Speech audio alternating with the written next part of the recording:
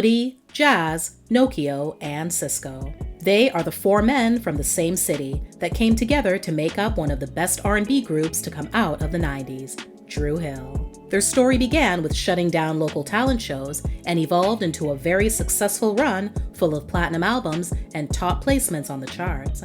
Issues with their management, as well as each other though, would tear them apart and leave fans wondering if things would ever be the same again. All four members of Dru Hill hail from Baltimore, Maryland. Woody, born James Green, grew up the oldest of four children. It shouldn't be a surprise that he found himself doing music for a living since he came from a very musically inclined family.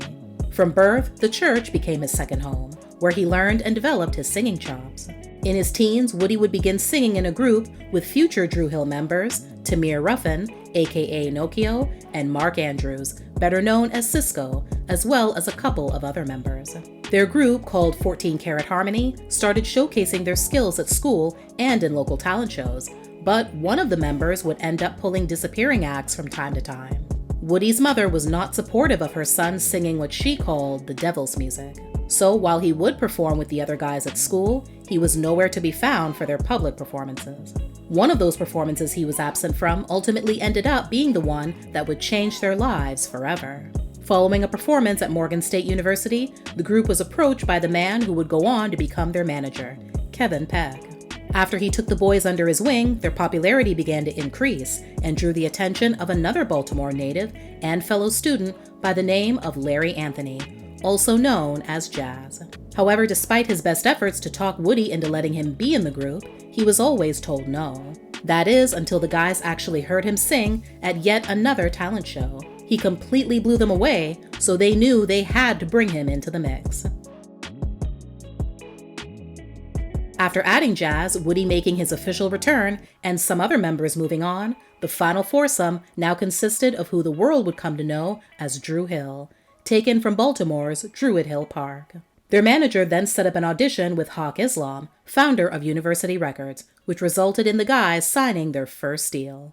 While continuing to make the rounds performing and growing their fan base, the members also maintained regular 9-to-5 jobs, one of which was at a local fudge factory called the Fudgery. There, they continued to keep their singing skills sharp by singing and performing to customers while making the creamy smooth candy. The group's next step would be yet another audition, this time for Hiram Hicks, president of Island Black Music. When he heard what they were working with, it was a wrap. Dru Hill's debut onto the music scene in August 1996 came courtesy of their top 5 R&B hit, Tell Me. A few months later, their self-titled debut album dropped, featuring 3 other singles, In My Bed, Never Make a Promise, and 5 Steps. All of the tracks did exceptionally well on the R&B chart, with In My Bed and Never Make a Promise climbing all the way to number 1, no doubt playing the most important roles in helping the album go platinum. As good as things were going on the surface, things were not kosher at all behind the music.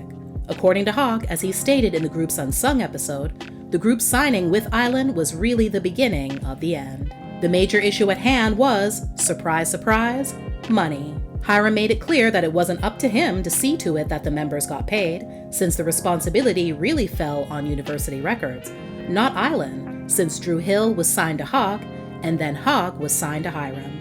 Things got so tense among the camps that they ended up getting into a physical altercation in 1997, just before the group was scheduled to perform at a platinum record party. Dru Hill and University Records then sued Island Records. The group wanted out of their contract and to be compensated for damages to the tune of $55 million. Hiram felt no ways. They forgot who was the facilitator of their dreams. They forgot who broke them. They forgot who made them. And know what they really forgot? Before me, they were stirring chocolate, okay, on the pier in Baltimore. The outcome appears to have worked in the group's favor, since in addition to the lawsuit being settled for an undisclosed amount, they also received a better royalty rate and the promise that each member would be able to record solo projects. Between their first and second albums, Dru Hill contributed a track that became another top 5 R&B and top 20 pop hit for them, with the Babyface written and produced We're Not Making Love No More, off the soundtrack to the 1997 comedy drama film Soul Food. The group also dove into writing and producing for other artists, namely their label mate, Maya, whose first two singles, It's All About Me and Moving On, were co-written by Sisqo. He even performs guest vocals on the former track. In the fall of 1998, Dru Hill released their second album, titled Enter the Dru. It includes the top 5 R&B hits, How Deep Is Your Love, which actually went all the way to number 1, and was also included on the soundtrack to the Jackie Chan and Chris Tucker film Rush Hour, as well as another Babyface effort called These Are the Times. The project ultimately went double platinum. Once again, as things seemed as if they couldn't get any better publicly, privately, things were falling apart. Dissension between the members started creeping up, with Woody and Jazz especially feeling like they were being pushed out. Soon after, Woody departed the group. The now trio tried to carry on without him, but the results were lackluster. Now seemed as good a time as any for the remaining members to switch gears and focus on other things. Sisqo released his debut album, Unleash the Dragon, in 1999, and had a minor hit with the first single, Got to Get It, featuring Make It Hot. His second single, though, called Thong Song, became an international hit. It reached the number 3 position on the Hot 100, number 2 on the R&B chart, and acquired 4 Grammy nominations. His third single, Incomplete, actually bested Thong Song, going to number 1 on both the pop and R&B charts. The album garnered Sisqo 2 American Music Award nominations, 3 Grammy nominations, and to date has gone 5 times platinum.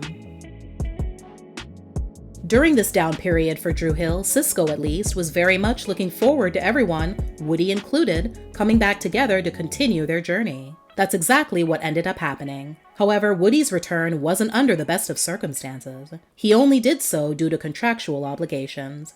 His resentment towards their label was also building over their reluctance to release his solo debut, which was to be a gospel project. Eventually, it did happen for him, with the assistance of another label, but due to a lack of promotion, few people showed interest. Jazz would end up having an even worse experience. His solo album, recorded at the same time as Woody's, didn't get released at all. Just when he was gearing up to put it out, he got word that Dru Hill was ready to get back into the studio for their next project. That's interesting, since Sisqo was still able to put out his second solo album, Return of the Dragon, around this time. Dru World Order, the group's third album, was released in 2002. The first single, I Should Be, reached the top 30 on the Hot 100 and the top 10 on the R&B chart. Fans would also notice an additional face on the album cover, belonging to a friend of Woody's named Scola. He was brought in as a potential replacement for Jazz, since the other members had reservations about whether he would stick around or decide to focus on his solo work.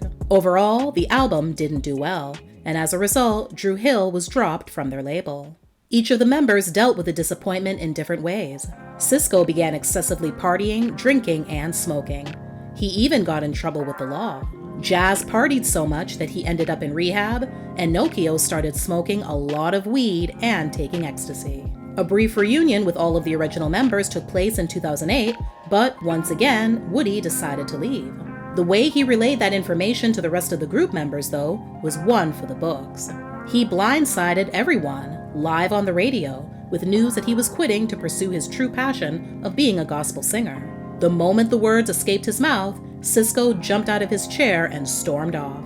A sloppy fistfight then ensued between Woody and Nokio, with Jazz and the radio station staff trying to pull them apart. As a camera continued rolling, Sisqo was then seen in the parking lot, jumping into his vehicle and driving away, while being chased by an unknown man, warning him about the fact that he shouldn't be driving. Years later, the real reason why Woody left was finally revealed during a 2017 interview with The Breakfast Club. When they were performing in Paris, they got into a fistfight with a random group of guys after their show, that then turned more serious when one of them pulled out a gun. After Dru Hill's security guards rushed them into their awaiting van, the shooter ran up to their window and pulled the trigger. Thankfully, he had bad aim, because the bullets flew right past the group members' heads as they ducked down in the vehicle. When the group headed back home to Baltimore, Woody said he was done for good. Sadly, the beef started in the first place over the shooter simply wanting a photo of the group for his girlfriend, but felt that Dru Hill was taking too long to give him one. The group then embarked on a mission to find someone to take Woody's place, settling on Antoine Simpson, better known as Teo. After an 8-year hiatus, Dru Hill released their fourth and to date last album, titled Independence Day in 2010. 3 singles were released but did not chart. While in the process of promoting the album, which included touring, Jazz's weight began to sideline him during certain performances and soon took him out of commission altogether. Nothing more was heard from Dru Hill until 2018, when an announcement came about a new album being in the works from the group that now looked very different from what people remember. During his latest break, Jazz and Teo left, freeing up room for Sisqo and Nokio to add some new members. The 2 new members that they got would be familiar to many 90s R&B fans, since they were members of their own group during that time. Smoke and Black from the group Playa started performing as Dru Hill members right after Jazz left. A single called What You Need dropped in early 2020, but as of the making of this video, no new Dru Hill album has surfaced. Just after the release, Nokio then confirmed that he had left the group. His absence wouldn't last long, as the very next year, he, as well as Jazz, Teo, and Scola returned to participate in the celebration and tour for the group's 25th anniversary in the music business. These additions would turn Dru Hill into a now 7-man group and leave Woody as the only member no longer active. In April 2022, Sisqo debuted his newest single, It's Up, as a lead-up to his next solo album, tentatively scheduled for a 2023 release. The following month, the 7th annual Black Music Honors celebrated Dru Hill with the Urban Music Icon Award during a live 2-hour ceremony in Atlanta. Fans can also look forward to a Dru Hill biopic that's sure to go into much more detail than this video. According to a tweet from their official account, they've already inked a deal with BET to develop one.